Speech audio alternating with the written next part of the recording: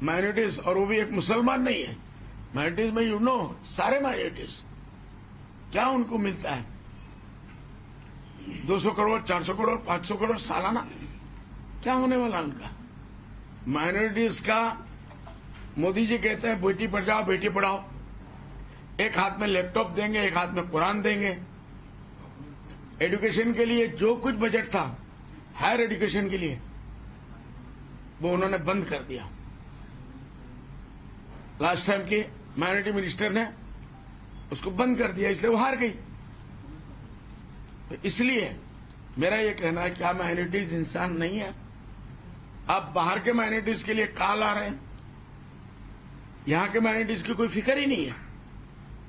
इसलिए ये बजट एक लॉलीपॉप बजट है। सुनने के लिए, मीडिया वालों को कहने के लिए बहुत अच्छा है, बजाने के लिए हमको आसाम को क्या मिला क्या मिला क्या मिला, कुछ भी नहीं मिला। अब आसाम सरकार के ऊपर निर्भर करता है कि वो उसके ऊपर क्या रिएक्ट करते हैं। कितना ज्यादा से ज्यादा फ्लड एंड इरोशन हमारा आसाम का सबसे बड़ा समस्या है। मैंने पहले स्पीच में कहा था कि ये देव बन गया हमारे लिए, फ्लड एंड इरोशन। इसके ऊपर चाइना में अगर वांग नदी को कंट्रोल कर सकते हैं, नेहरू जी के प्लान को इस्तेमाल करके बंद कर सकते हैं, व्हाई नॉट इन इंडिया? क्या नेहरू जी हमारे प्राइम मिनिस्टर नहीं थे? वो भी हमारे प्राइम मिनिस्टर थे। अगर अच्छी बात दुश्मन भी कहे तो उसको लेना चाहिए। लेकिन इस बजट से इसलिए हमको मायूसी है कि ये बजट हमारे कम से कम जो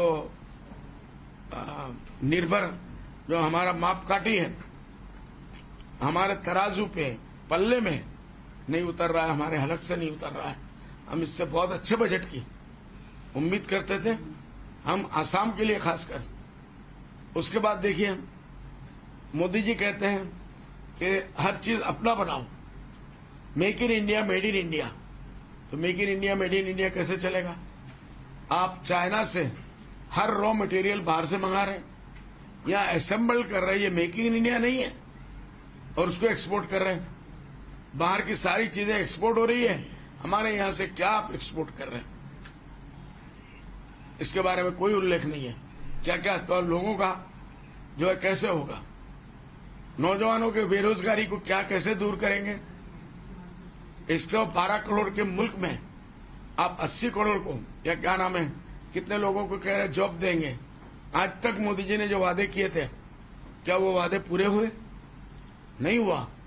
इस मर्तबा भी जो भी है, नौजवानों को लॉलीपॉप दे के और हाथ में पेप्सी कोला का बोतल दे के जाओ पियो और उसके बाद सो जाओ। लोगों को बहुत अच्छी बात है, सरकार 5-5 किलो चावल देगी। आपको मालूम है समाज में इसकी वजह से कितनी बर्बादी हो रही है? ये 5 किलो और पहले 20 किलो दिया, घर का पूरा खाना मिल गया। नौजवान काम पे नहीं जा रहे, रोजगारी की फिक्र में नहीं है। नौजवान नशे की लत में पड़ रहा है, टेबलेट ले रहा है, ड्रग्स ले रहा है, पड़ा हुआ है, माँ बाप के ऊपर बोझ बना हुआ है। उसको अफीम का आपने नशा दे दिया, उसको अपना कमाई मेहनत करना चाहिए, माँ बाप के लिए कमा के लाना चाहिए, देश के लिए कमाना चाहिए। उसको फिक्र नहीं कि घर आराम से चल रहा है। ये स्कीम मेरे हिसाब से बहुत ही खराब है। सारे बीजेपी के राज में सरकारों ने इसको चालू किया, इसको बंद करना चाहिए। हमारे नौजवान बर्बाद हो जा रहे हैं, इसकी तरफ भी सरकार को ध्यान करना चाहिए। ये हो गया about budget. Opposition also termed this budget as the kursi बचाओ बजट। चलिए, मैंने सुना तो मैं भी बोलता हूं, आई एम सपोर्टिंग दिस कि कुर्सी बचाओ, देश बचाओ नहीं, बिहार बचाओ, आंध्र प्रदेश बचाओ। ये बजट तो नहीं चलेगा। असम हम देखते हैं, हमको फ्लड के लिए मैंने कभी 1 लाख करोड़ का डिमांड दिया था फ्लड के लिए। इस मर्तबा जो फ्लड आया, चूंकि पूरा असम में नहीं था, हमने 20,000 करोड़ का पैकेज मांगा था, लेकिन कुछ भी नहीं दिया गया। बजट देंगे, हमने रखा है, प्राविधान रखा है, हम तुम्हारा ख्याल रखेंगे। देखते हैं कुछ आएगा करके मुझे उम्मीद नहीं है। इसलिए हम तो इससे बहुत ही दिल हमारा टूटा हुआ है। अच्छे बजट की हम उम्मीद कर रहे थे, क्योंकि थर्ड टाइम, पहला बजट था ये, तो सरकार कोई ऐसा बजट लाएगी जिससे लोगों को खुशी होगी। औरतों के लिए कुछ स्कीम दे रहे हैं, वेरी गुड। नौजवानों के लिए कुछ स्कीम दे रहे हैं, वेरी गुड। लड़कियों के लिए कुछ स्कीम दे रहे हैं, वी वेलकम। तो लेकिन फील्ड में जाके कितना होगा ग्रैंड रियलिटी, वो हम देखेंगे। तो उसके ऊपर 1 साल के बाद हम उसके ऊपर बात करेंगे।